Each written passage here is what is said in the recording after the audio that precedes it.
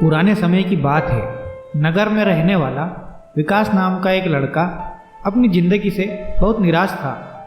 उसकी निराशा का कारण यह था कि वह अब तक कुछ भी नहीं कर रहा था। उसके माँ बाप उसे ताने मारते कि तेरे सारे मित्र कुछ न कुछ कर रहे हैं, लेकिन तू अभी भी घर ही बैठा हुआ है। मित्रों के बीच भी अक्सर उसका मजाक ही बनता। वह कहीं जाता तो लोग उससे पूछते कि क्या कर रहे हो।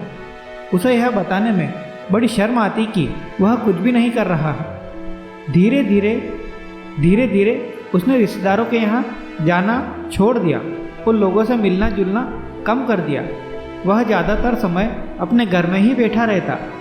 वह अकेले में रोता, भगवान को कोसता और अपनी किस्मत को दोष देता। अब उसे अपनी ज़िंदगी बोझ सी लगने लगी थी। कभी कभी वह सोचता कि जब वह खुश रहने के लायक ही नहीं है तो फिर उसके ज़िंदा रहने का भी क्या फ़ायदा, तो उसे तो मर जाना चाहिए। एक दिन वो अपने नगर की एक सड़क से गुजर रहा था। तभी उसने देखा कि एक गुरु दुख के ऊपर प्रवचन दे रहे हैं। वह भी वहीं भीड़ में पीछे बैठ गया और गुरु के प्रवचन सुनने लगा। गुरु बोल रहे थे कि दुख एक गुरु की भांति है जो हमें जीवन की सच्चाई दिखाता है। वो हमें सही जीवन जीने का तरीका सिखाता है। आप चाहें तो अपने दुख रूपी गुरु से जीवन जीना भी सीख सकते हैं और चाहें तो उस दुख में डूबकर बैठकर रो भी सकते हैं। विकास भी गुरु की ये सारी बातें ध्यान से सुन रहा था, लेकिन उसे गुरु की ये बातें सही नहीं लगी। उसने खड़े होकर कहा, दुख कुछ भी सिखाकर नहीं जाता, सिर्फ पीड़ा देकर जाता है। दुख की पीड़ा अनंत होती है। ऐसा लगता है इसके बाद कुछ भी नहीं होने वाला, कुछ भी नहीं मिलने वाला। मृत्यु भी उसके सामने छोटी लगने लगती है। गुरु ने कहा, आखिर क्या दुख है तुम्हें?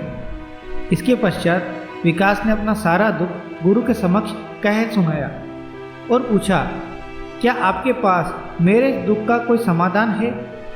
यह सुनकर गुरु मुस्कुराए और बोले, जिस दिन तुम्हारे जीवन में सच्चा दुख आए उस दिन मेरे पास आना, मैं तुम्हारे दुख का समाधान अवश्य करूँगा। इतना कहकर गुरु वहाँ से चले गए। विकास ने सोचा कि क्या मेरा दुख सच्चा नहीं है? क्या जिस दुख से मैं गुजर रहा हूँ वह झूठा है? कोई भी मेरे दुख को समझ नहीं सकता। जब माँ बाप नहीं समझ पाए तो गुरु क्या समझेंगे? अपने दुखों से परेशान होकर विकास ने एक निर्णय लिया कि अब वो कुछ करके दिखाएगा।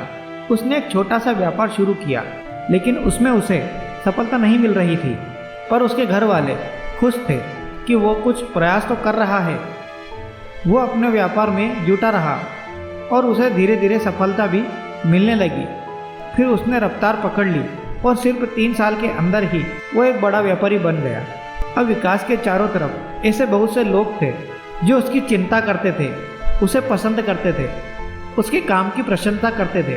अब उसके घर वाले भी उसके काम की प्रशंसा करते नहीं थकते थे। दिन प्रतिदिन उसके मित्रों की संख्या बढ़ती जा रही थी।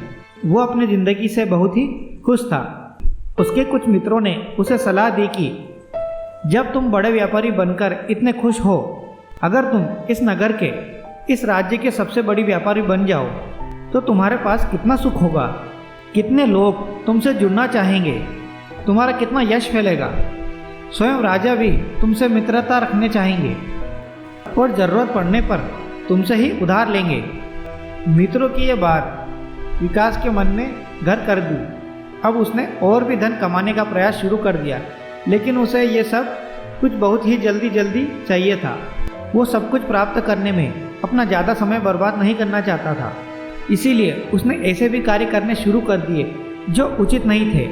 उसने बड़ी मात्रा में अपने मित्रों से धन उधार लेना शुरू कर दिया। ज़्यादा मुनाफा कमाने के लालच में अपने सामान में मिलावट करने लगा। उसने दूसरे व्यापारियों के खिलाफ षड्यंत्र भी रचे, उन्हें डराया धमकाया। जैसे जैसे उसके मित्र उसे कहते गए वो भी करता गया। वो उन तरीकों से ज़्यादा धन तो कमा रहा था, लेकिन उसके जीवन में अब सुकून नहीं था। उसके मन की शांति गायब हो गई थी। उसे रातों में नींद नहीं आती थी उसके पास सुख साधन की सारी बस्ती होने के बाद भी उसे किसी में सुख नहीं मिल रहा था। एक दिन विकास अपनी बग्गी में सवार होकर कहीं जा रहा था।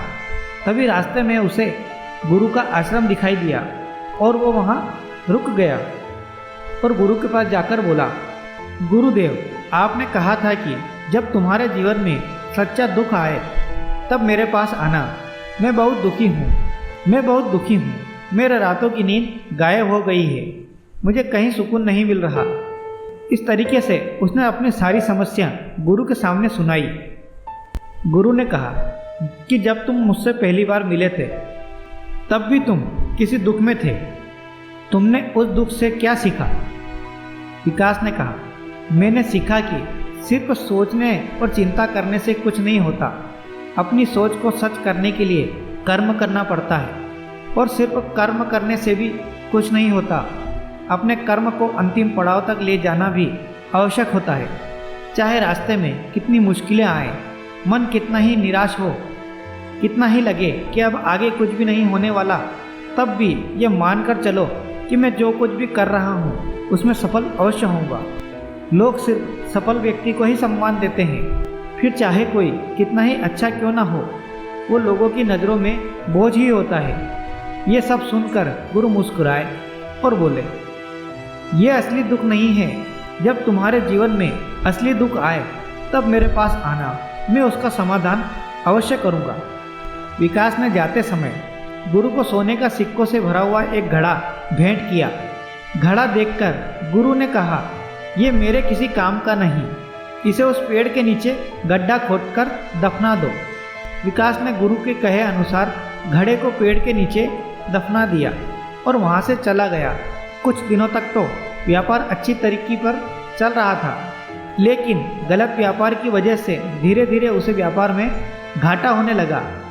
उसकी सारी धन संपत्ति धीरे धीरे खत्म होने लगी और एक दिन ऐसा आया जब उसके पास कुछ भी नहीं बचा और वह कर्जे से भर चुका था। लेकिन वो निश्चिंत था क्योंकि उसने सारा कर्ज अपने मित्रों से ही लिया था। वो सोचता था कि उसके मित्र बुरे समय में उसका साथ देंगे, लेकिन ऐसा कुछ भी नहीं हुआ। बुरा समय आते ही मित्रों ने ही सबसे पहले अपना उधार मांगना शुरू किया और उधार वापस ना करने पर जान से मारने की धमकी भी दी। उसके शुभ चिंतक, उसे चाहने वाले सब उससे दूर हो गए। उसके वो मित्र जो उसके साथ मौज मस्ती किया करते थे अब उससे दूर भागने लगे। उसके परिवार वाले उसकी गलतियां और उसकी कमियां गिनाने लगे। उसकी सारी संपत्ति नीलाम हो गई और उसके पास कुछ भी नहीं बचा। उसने अपने पिता से सहायता मांगी तो पिता ने कहा, मेरे पास यह थोड़ी सी संपत्ति है, अगर मैं यह भी तुम्हें दे दूंगा तो तुम्हारी माँ को कहाँ रखूँगा? ये संपत्ति हमारा आखिरी सहारा है। विकास के भीतर बहुत गहरा दुख था जो उसके आसपास ऐसा कोई भी नहीं था जो उसके दुख को समझ सके, उसे संभाल सके। लोगों से मिले इस धोखे और विश्वासघात की वजह से वह अंदर तक टूट गया। उसे लगने लगा, अब जीने का क्या मतलब है? अब तो मृत्यु ही एकमात्र सहारा है। वह आत्महत्या करने के लिए एक पहाड़ी की तरफ जा रहा था कि तभी उसे याद आया कि गुरु ने कहा था, जब तुम्हारे पास जीवन में असली दुख आए तब मेरे पास आना। विकास गुरु के पास गया और अपना सारा दुख कह सुनाया। वो आंखों में आंसू भरकर बोला, मेरे दुख का समाधान कीजिए गुरुदेव। गुरु ने कहा, जब तुम्हारे जीवन में असली दुख आए तब मेरे पास आना, मैं उसका समाधान अवश्य करूँगा। विकास ने कहा, क्या अभी जो मेरे जीवन में घट रहा है वो सच्चा दुख नहीं है? आखिर असली दुख होता क्या है? गुरु ने कहा, सबसे पहले तुम ये बताओ कि तुमने अपने इस दुख से क्या सीखा? विकास ने कहा, मैंने सीखा कि जो लोग हमारी सफलता, हमारी तरक्की की वजह से हमारे जीवन में आए हैं वो हमें धोखा अवश्य देंगे, क्योंकि वो बुरे समय में हमारे साथ छोड़ देंगे। वो केवल अच्छे समय में हमारा फ़ायदा उठाएंगे और बुरे समय में छोड़कर चले जाएंगे। भरोसा केवल उन्हीं लोगों पर करना चाहिए जो हमारे बुरे समय में, असफलता के समय में हमारे साथ खड़े रहते हैं। लेकिन ऐसे लोग बहुत ही कम होते हैं, पर जिसके पास होते हैं उन्हें उनकी कद्र करनी चाहिए, उनका अपमान नहीं करना चाहिए। मैंने यह भी सीखा कि कभी किसी के खिलाफ षड्यंत्र नहीं रखना चाहिए, ईमानदारी और धैर्य के साथ अपना काम करना चाहिए और कभी लालच नहीं करना चाहिए। अपना सारा दुख और अनुभव बताने के बाद विकास की आंखों में आंसू भर गए। गुरु के सामने कुछ देर बैठा रहा और कुछ देर बाद गुरु उठे और उस पेड़ के नीचे गड्ढा खोदकर वो घड़ा बाहर निकाला जो सोने के सिक्के से भरा हुआ था और उसे विकास को दे दिया और कहा, जब तुम्हारे जीवन में असली दुख आए तब मेरे पास आना। विकास ने गुरु को धन्यवाद दिया और उन्हें प्रणाम कर कर वहाँ से चला गया। उसने उस दिन से एक छोटा व्यापार शुरू किया। वो एक छोटा व्यापारी बनकर बहुत खुश था। उसने पूरी लगन और ईमानदारी से व्यापार किया और देखते ही देखते वो अपने नगर का एक बड़ा व्यापारी बन गया। उसका जीवन खुशियों और सुविधाओं से भर गया। लेकिन कोई कितना भी अच्छा हो, कितना भी अच्छा काम करे, दान करे, पुण्य करे, लोगों की मदद करे, लेकिन जीवन में दुख तो आता ही है। तो विकास के जीवन में भी दुख आया, उसके माता पिता की मृत्यु के रूप में। वो दोनों एक ही दिन मृत्यु को प्राप्त हो गए। विकास अपने माता पिता से बहुत प्रेम करता था, इसलिए उसे उनकी मृत्यु से बहुत गहरा आघात पहुंचा। वो उन दोनों के पार्थिव शरीर को शमशान घाट ले गया, जहां उनकी अंतिम क्रिया की गई। वहां उसने अपने माता पिता के शरीर को जलते हुए देखा तो उसका मन बेचैन हो गया। उसके अंदर बहुत सारे प्रश्नों की आग लग गई। वो अपने घर वापस आया तो उसने अपने माता पिता के घर और संपत्ति को देखा, जिसके लिए उसके पिता हमेशा लड़ते रहते थे।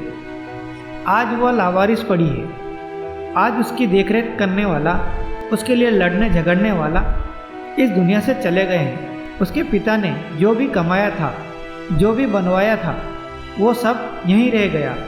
एक दिन पहले तक किसी से भी अपनी संपत्ति के लिए लड़ जाने वाले उसके पिता आज खुद इस दुनिया से अलविदा हो गए थे।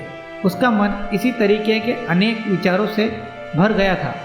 उसे अंदर से अकेलापन और डर महसूस हो रहा था। उसे कुछ खालीपन महसूस हो रहा था। उसे लग रहा था कुछ तो है जिसे वो समझ नहीं पा रहा। इसीलिए वो गुरु के पास गया। उसे देखते हुए गुरु ने कहा, जीवन में कोई दुख है? विकास ने कहा, वैसे तो जीवन में कोई दुख नहीं है गुरुदेव, सब सुखी है, सब अच्छा चल रहा है। लेकिन आज मेरे माता पिता की मृत्यु हो गई। इस घटना से मेरा मन बहुत दुखी और बेचैन है। गुरु ने कहा, इसमें दुखी होने वाली कौन सी बात है? एक दिन तो सभी के परिजनों को मरना ही है। हमेशा जीवित ना तो कोई रहा है और ना ही कोई रहेगा। एक दिन तो तुम्हें भी मरना ही होगा। हो सकता है कल ही मर जाओ या आज भी मर सकते हो। विकास ने कहा, ये आप क्या कह रहे हैं गुरुदेव कि मैं भी मर जाऊंगा? मैं तो अभी जवान हूँ। गुरु ने कहा, इस भ्रम में तो सभी जी रहे हैं कि मृत्यु दूसरों को आती है, बूढ़ों को आती है। लेकिन बूढ़ों के सामने ही जवान मर जाते हैं, बच्चे मर जाते हैं। मृत्यु का किसी की उम्र से कोई संबंध नहीं है। ये तो सबको अपना ग्रास बना लेती है। गुरु की ये बात विकास के मन में घर कर गई और वो चुपचाप वहाँ से चला गया। लेकिन उसका मन अभी बेचैन था, अभी अशांत था, कुछ खालीपन सा महसूस कर रहा था। वो पूरे दिन अपने बारे में सोचता रहता कि वो कौन है, इस दुनिया में क्यों आया है। क्या सिर्फ चीज़ों का भोग करना और मरना ही जीवन का लक्ष्य है? ऐसे ही बहुत सारे प्रश्न उसके मन में लगातार उठ रहे थे, लेकिन उसे अपने किसी प्रश्न का उत्तर नहीं मिल पा रहा था और उसका दुख दिन प्रतिदिन बढ़ता जा रहा था। वो फिर से गुरु के पास पहुंचा और बोला, गुरुदेव, मैं दुखी हूँ, मैं बहुत दुखी हूँ, क्योंकि मैं ये नहीं जान पा रहा हूँ कि मैं कौन हूँ और इस दुनिया में क्यों आया हूँ। ये सुनकर गुरु मुस्कुराए और बोले, आज पहली बार तुम्हें जीवन में असली दुख पैदा हुआ है। वास्तव में यही दुख है जो दुख कहलाने लायक है कि हमें पता नहीं है कि हम कौन हैं और क्यों आए हैं, क्या करना है, कैसे करना है। विकास ने कहा, गुरुदेव, मेरे दुख का समाधान कीजिए।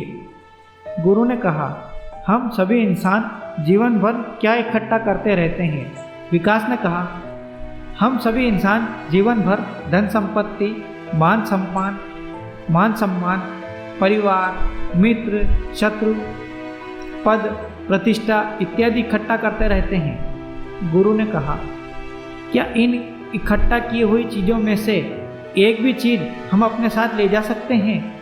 विकास ने कहा, नहीं गुरुदेव, इनमें से कुछ भी साथ नहीं ले जा सकते। मेरे माता पिता के साथ भी कुछ नहीं गया, सब तो यहीं छूट गया। घर, परिवार, संपत्ति सब कुछ यहीं रह गया। गुरुदेव ने कहा, अब मेरी बातों को ध्यान से सुनना। इस दुनिया में हमें जो इकट्ठा करना चाहिए वो हम कभी इकट्ठा नहीं करते। चीज़ें हमारे सामने ही होती है, लेकिन हम उन्हें देखने का प्रयास ही नहीं करते। इस दुनिया में हमें जिस चीज़ को इकट्ठा करना है वो हम खुद हैं। हमें खुद को इकट्ठा करना है ताकि जब मृत्यु हो तो हम एक हो सकें और स्वयं को पहचान सकें। हम भीतर से बटे हुए हैं, हम टुकड़ों में जीवन जी रहे हैं। इस बंटवारे की वजह से हमारी चेतना कभी एक नहीं हो पाती। हमारी चेतना शक्ति बिखर गई है, इसलिए हमारे पास इतना भी समय नहीं है, इतनी भी ऊर्जा नहीं है कि हम मुड़कर एक बार अपने भीतर देख सकें कि वास्तव में इस धन की कमी, सुविधाओं की कमी, मान सम्मान की कमी को लोग दुख समझते हैं और जीवन भर उसे दुख बोलकर रोते रहते हैं और उसका समाधान खोजने का प्रयास करते रहते हैं। उन्हें उसका समाधान कभी मिलेगा ही नहीं, क्योंकि ये लोग जिन्हें दुख मानते हैं वो असली में दुख है ही नहीं। वो तो सिर्फ इंसान की चाहत है, उसकी इच्छा है, जिसकी पूर्ति कभी नहीं की जा सकती। इसीलिए व्यक्ति को ऐसे दुखों का कोई समाधान अभी तक मिला ही नहीं है। अगर अपने दुखों का परम समाधान चाहिए तो सबसे पहले अपने आप को इकट्ठा करो, अपनी ऊर्जा को इस संसार से वापस खींचो और एकत्रित करो। अपने ऊपर ध्यान दो, खुद पर ध्यान लगाओ। मृत्यु से पहले अपने आप को पहचान लो, ऐसे ही बिखरे हुए मत चलो। विकास ने कहा, तो क्या गुरुदेव हमें संसार छोड़ देना चाहिए? अपने सभी इच्छाओं को मार देना चाहिए? किसी से प्रेम नहीं करना चाहिए? धन संपत्ति इकट्ठा नहीं करनी चाहिए? मान सम्मान की आशा छोड़ देनी चाहिए? गुरु ने कहा, एक बिखरे हुए मनुष्य के अंदर से कामनाएं, इच्छाएं और वासनाएं ऐसे ही निकलती है जैसे पहाड़ से कोई पत्थर गिर रहा हो, जिस पर पहाड़ का कोई नियंत्रण नहीं है सिवाय देखने और परेशान होने के और कुछ खोने के।